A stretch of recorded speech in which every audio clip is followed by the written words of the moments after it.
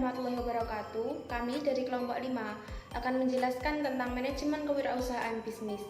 Anggota dari kelompok 5 yaitu Eka Fitria, Herlin Listiana, Bara Alvin, Septiana Kartika, dan Umi Alfiah. Yang pertama adalah pengertian manajemen kewirausahaan. Manajemen adalah suatu proses atau kerangka kerja yang melibatkan proses pengarahan, pengawasan, dan pengerahan segenap kemampuan untuk melakukan suatu aktivitas dalam suatu organisasi.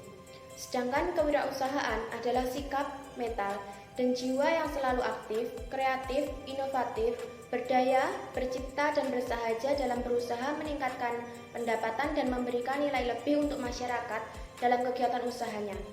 Sehingga dapat disimpulkan bahwa manajemen kewirausahaan adalah pendayagunaan potensi ekonomis secara kreatif, inovatif, dan dengan keberanian menghadapi resiko untuk mendapatkan laba yang berguna untuk mensukseskan program dalam suatu organisasi. Saya Herlistana akan melanjutkan penjelasan dari Eka. Fungsi manajemen. Fungsi manajemen terdiri dari 5, yaitu 1. Perencanaan atau planning. Perencanaan adalah manajemen berfungsi untuk menyusun rencana dan strategi untuk mencapai tujuan organisasi. 2. Pengorganisasian atau organizing. Pengorganisasian adalah fungsi manajemen dalam hal pembagian tugas dan kegiatan besar menjadi kecil untuk dibagikan pada para anggota sesuai keahlian masing-masing anggota organisasi. 3. Pengendalian atau controlling. Pengendalian adalah manajemen untuk menilai kinerja para anggota sesuai dengan standar yang telah dibuat.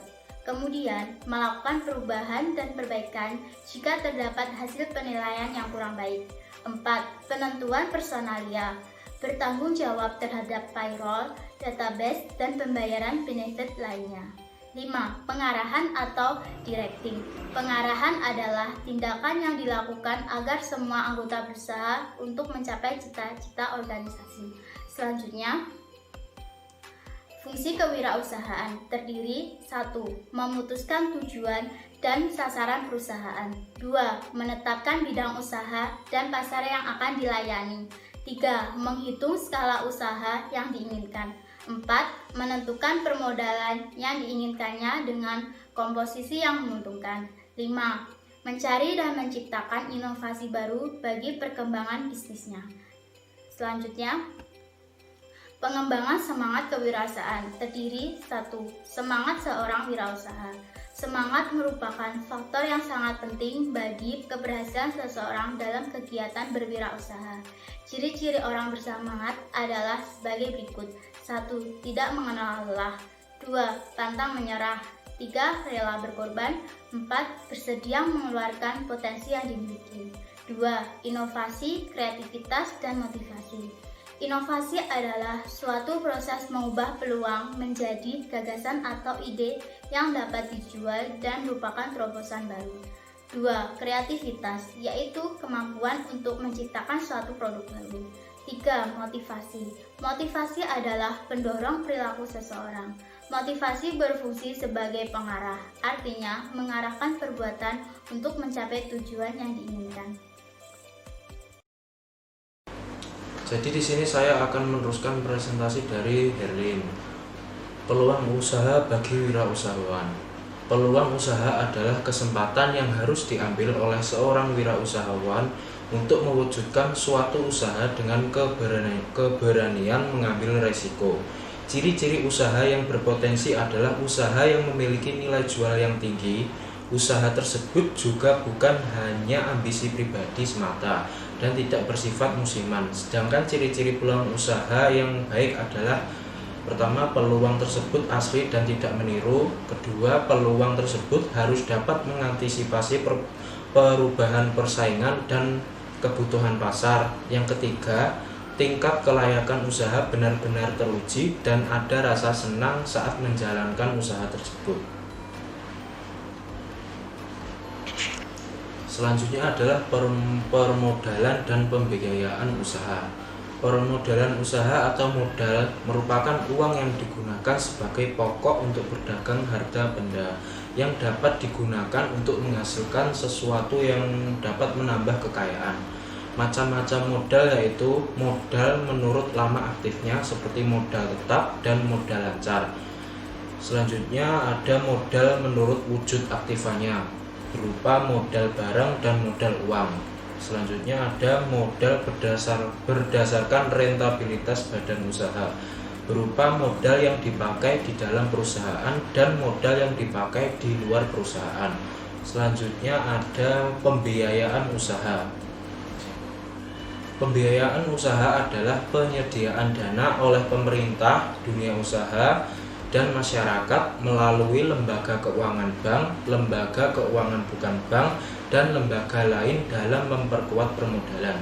Berkaitan dengan pembiayaan untuk usaha tersebut, sumber dana yang disediakan oleh pemerintah dunia dan masyarakat melalui lembaga keuangan lainnya yaitu ada pertama, lembaga keuangan bank menyediakan pembiayaan usaha berupa pemberian kredit yang berupa kredit modal kerja ataupun kredit investasi. Yang kedua ada lembaga keuangan bukan bank berupa penyediaan dana oleh lembaga penyediaan antara lain berupa sewa guna atau leasing, ada modal ventura dan ajang piutang. Yang ketiga ada pinjaman dana penyisihan sebagai laba badan usaha milik negara yang bertujuan untuk mendorong kemitraan antara BUMN dan usaha kecil serta koperasi. Yang keempat ada jenis pembiayaan lain termasuk dari usaha besar, swasta, dan sebagainya. Selanjutnya adalah pemasaran dalam pengelolaan usaha.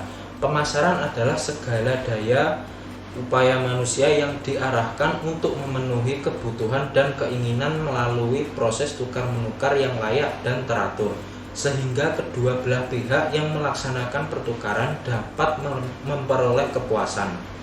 Pentingnya pemasaran untuk produsen adalah dapat menentukan mengalirnya barang-barang jasa ke tangan konsumen secara cepat dan tepat. Langkah-langkah yang diambil untuk pengelolaan usaha adalah sebagai berikut. Yang pertama, menetapkan harga jual. Menjual produk dengan harga mahal akan berisiko produk tidak laku dijual. Dan jika dijual dengan harga murah akan berdampak pada persepsi konsumen terhadap kualitas produk.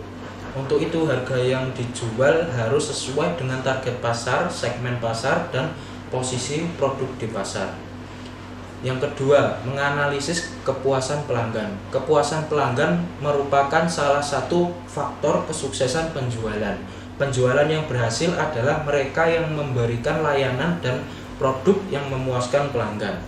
Yang ketiga, promosi. Promosi adalah kegiatan dalam pemasaran yang dilakukan dengan cara memperkenalkan barang kepada masyarakat, yang bertujuan untuk mendorong konsumen agar lebih banyak menggunakan produk dan membeli produk dalam jumlah besar serta mengingatkan konsumen akan manfaat produk.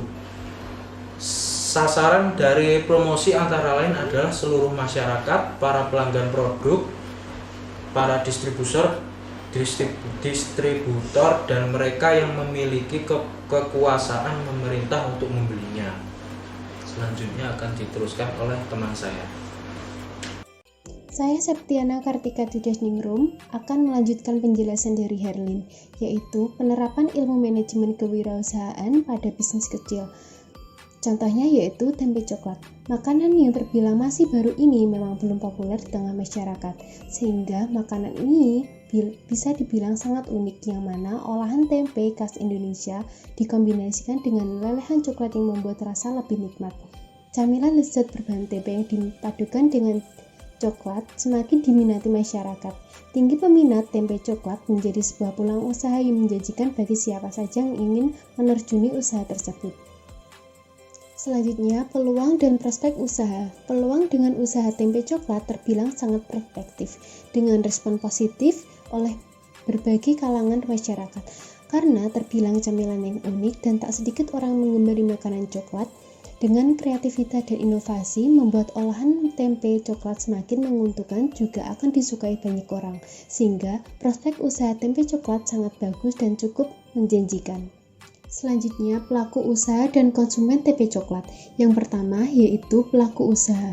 Proses pengolahan tempe coklat yang cukup mudah dan juga pemasaran yang tidak sulit menjadikan usaha tempe coklat bisa dilakukan oleh siapapun. Yang kedua, konsumen. Untuk mendapatkan konsumen juga tidak sulit karena tempe coklat memiliki rasa dan tampilan yang cantik, dapat memikat konsumen dari segala kalangan, dari anak-anak, remaja, dewasa, sampai orang tua. Jadi, konsumen usaha tempe coklat tidak terbatas, sehingga makanan ini laris di pasaran. Saya Umi Alfia akan melanjutkan penjelasan dari Septiana. Tema strategis, harga jual, dan strategi promosi usaha tempe coklat. Yang pertama, tempat strategis. Untuk menjual tempe coklat ini harus memilih lokasi yang strategis dan banyak orang, misalnya di sekolah, kawasan pabrik, kantor, pemukiman penduduk, dekat pasar, dan lain sebagainya. Yang kedua, harga jual. Patokan harga tempe coklat ini yaitu kisaran harga mulai dari 10.000 hingga 20.000 per kemasannya. Yang ketiga, strategi promosi. Promosi bisa dilakukan melalui mulut ke mulut atau bisa juga melalui media sosial seperti WhatsApp, Facebook, Instagram, Twitter, dan lain sebagainya. Kelebihan dan kekurangan dari usaha tempe coklat. Kelebihan atau keuntungannya. Tempe coklat ini merupakan camilan yang disukai oleh banyak orang dan juga usaha yang menjanjikan karena memperoleh laba yang sangat menggiurkan. Kekurangannya, camilan tempe coklat ini tidak dapat bertahan lama, karena dalam beberapa minggu saja bisa mudah basi dan busuk. Oleh karena itu, resiko tersebut dapat diminimalisir dengan memproduksi dalam jumlah yang tidak terlalu besar, untuk mencegah adanya kerugian. Kesimpulan dari materi yang sudah kami sampaikan, yaitu manajemen kewirausahaan merupakan pendayagunaan potensi ekonomi secara kreatif, inovatif, dan dengan keberanian menghadapi resiko untuk mendapatkan laba yang berguna untuk mensukseskan program dalam suatu organisasi. Manajemen kewirausahaan menyangkut semua kekuatan perusahaan yang menjamin bahwa usahanya betul-betul eksis. Apabila usahanya ingin berhasil, para wirausaha bisa menggunakan proses kreativitas dan inovasi sebagai alat pemberdayaan sumber-sumber ekonomi untuk menciptakan nilai tambah barang dan jasa di samping fungsi-fungsi dari manajemen.